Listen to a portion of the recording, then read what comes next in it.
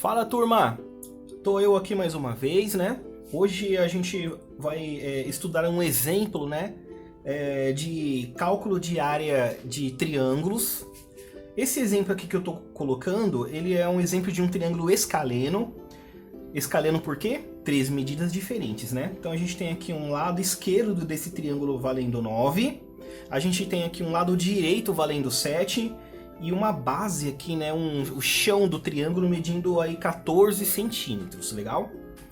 Bom, galera, e aí a gente sabe que tem diversas dificuldades de calcular áreas de triângulos escalenos, porque a gente não consegue traçar uma altura para usar aquela fórmula base vezes altura dividido por 2.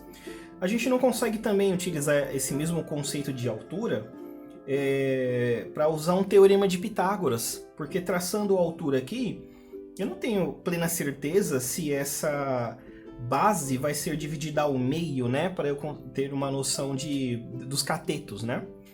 Infelizmente não dá. Então toda vez que nós temos um triângulo escaleno que tem os seus três lados fornecidos, a gente pode utilizar uma fórmula aí chamada de fórmula de Heron, que está escrito aqui, ó. Fórmula de Heron. Tudo bem? Bom, essa fórmula de Heron, ela é simples. Ela parece ser um pouco complexa pela sua... quando a gente olha, né, dá um pouco de receio, mas ela não é tão difícil assim. Eu vou escrever ela aqui, ó. Deixa eu escrever ela desse lado aqui, ó. Então ela é assim, ó. A igual a de área, né? Então coloco uma raiz bem grande aqui, ó. P menos A, P menos B... e P menos C, certo? Vamos lá, vamos entender aqui todos os conceitos da nossa formulinha. Primeiro, esse A, esse B e esse C, né? Esse trio A, B e C, são os três lados do nosso triângulo, tá? É o 9, o 7 e o 14. É óbvio que a gente não precisa colocar na sequência, né? Por exemplo, esse tem que ser o A, esse tem que ser o 7 e esse tem que ser o 14. Não, nada disso. O A, o B e o C pode ser misturado. O A pode ser o 14, como pode ser o 7, ou o B pode ser o 7 ou o 9, não importa essa ordem, tudo bem?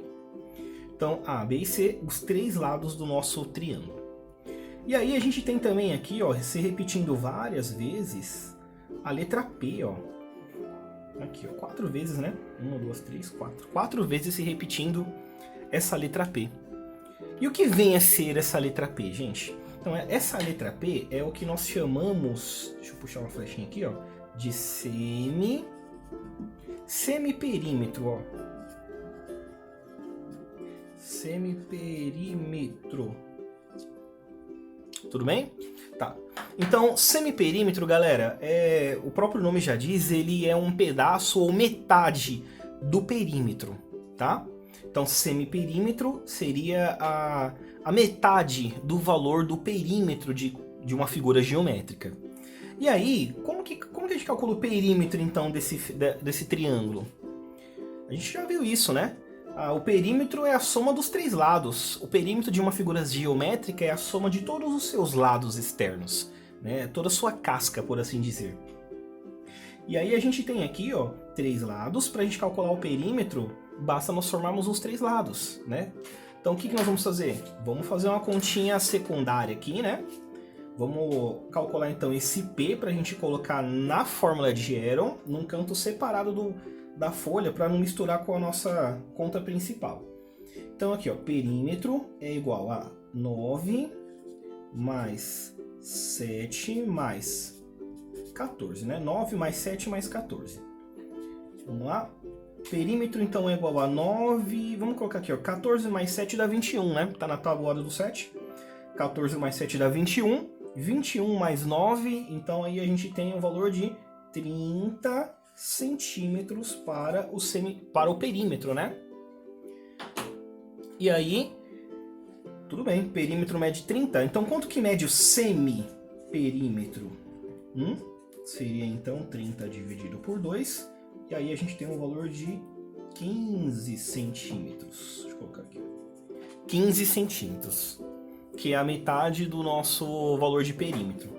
Então, tomem bastante cuidado, porque nós vamos inserir inserir na nossa conta o 15, não o 30. Tudo bem? É o semiperímetro, a metade do perímetro. Então vamos lá para a nossa continha agora. Área igual a raiz, bota essa raizona aqui, ó. Vai ficar então o nosso semiperímetro que é 15. Vamos lá, 15 menos... Vamos escolher aqui o 9 para ser o A. 15 menos 9, abre parêntese, depois 15 menos 7, vamos na sequência, ó. E 15 menos 14, tá? Puxa um pouquinho aqui a orelhinha da raiz. Legal? Fizemos as trocas, colocamos o valor do semiperímetro, o valor dos três lados. Agora vamos fazer a nossa continha, né? Vamos bater esse bolo aqui. Inserimos os ingredientes na receita, agora vamos fazer o bolo. Então, galera, já pode ir puxando aí a nossa raiz grande, né? Porque tem muita continha antes de resolver a raiz, né?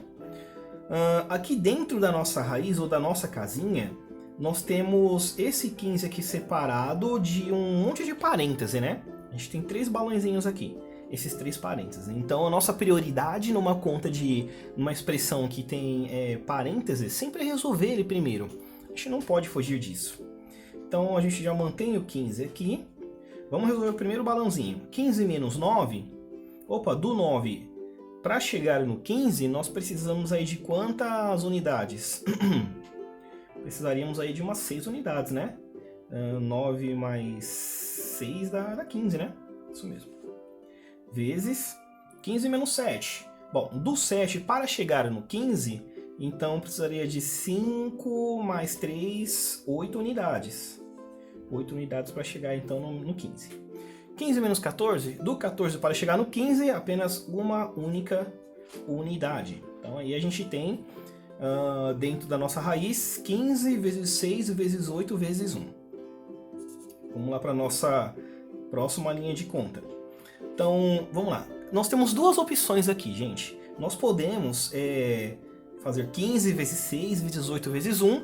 Vai dar um número bem grande, eu não sei qual é. E tirar a raiz disso. Porém, vamos utilizar algumas táticas aí matemáticas, né? Principalmente vocês que estão aí adentrando o ensino médio, para nós facilitarmos as nossas contas, né? Então vamos fazer o seguinte, esse número 15, ele não tem raiz, né? Nem o 6, nem o 8, o único cara que tem raiz é 1.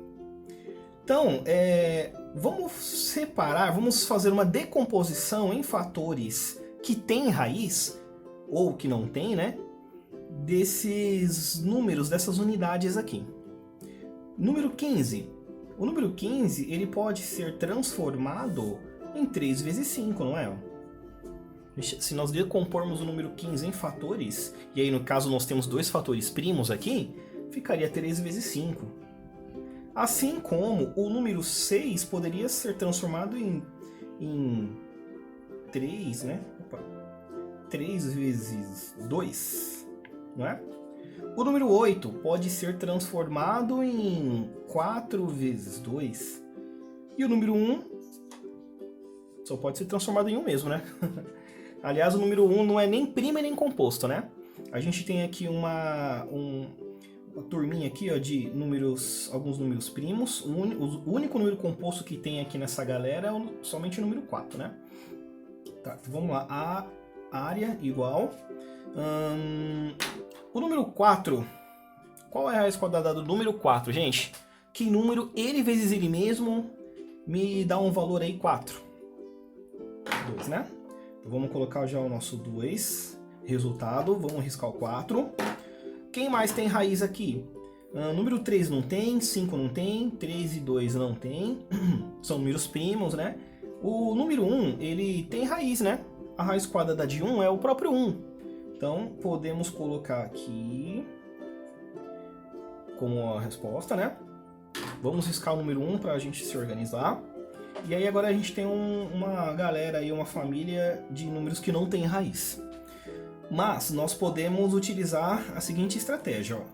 Esse número 3 e esse número 3, sozinhos eles não possuem raiz. Mas se nós unirmos os dois em uma conta de multiplicar, e de fato todos eles estão sendo multiplicados um com o outro, a gente teria o que aqui? Ó? 3 vezes 3 dá 9. E qual que é a raiz quadrada de 9? É 3. Então, eu posso colocar aqui, ó, vezes 3, né? A resposta da raiz quadrada desses dois caras juntos, 3 vezes 3 dá 9. Posso colocar a minha raiz aqui igual a 3 como resposta. Ou posso usar a seguinte técnica, né? Como é raiz quadrada, o índice dessa casinha aqui é 2, a cada um par de números, ou a cada uma repetição de 2 números, a gente coloca uma resposta final de um só, né? Tá, então quem mais aqui, ó? Esse número 2 com esse número 2, sozinhos eles não têm raiz, mas quando a gente junta os dois, 2 vezes 2 dá 4. E a raiz quadrada de 4 é 2. Aí eles conseguem ter a raiz, né? Então eliminamos aqui. E aí, o único amiguinho que nós temos aí de sobra é o número 5, né? O número 5, ele sozinho não tem raiz, assim como os outros não tinham. Mas a gente não tem nenhum número 5 aqui disponível para juntar com ele, né? Quando isso acontece, a gente faz o quê? Constrói uma casinha para o número 5, ele não consegue sair da raiz. A gente não consegue tirar a raiz dele, tudo bem? Então, área igual 2 vezes 1 dá 2, vezes 3, 6, vezes 2, 12. Então, a nossa resposta final, 12 raiz de 5 centímetros, né? A unidade de medida está em centímetros. Então, nós temos aí centímetros quadrados. Tá legal? Nossa resposta final. E aí, gente, fica esse exemplo para você. No plano de aula tem apenas um exercício, tá? Não deixem de fazer, tudo bem? Tchau, tchau.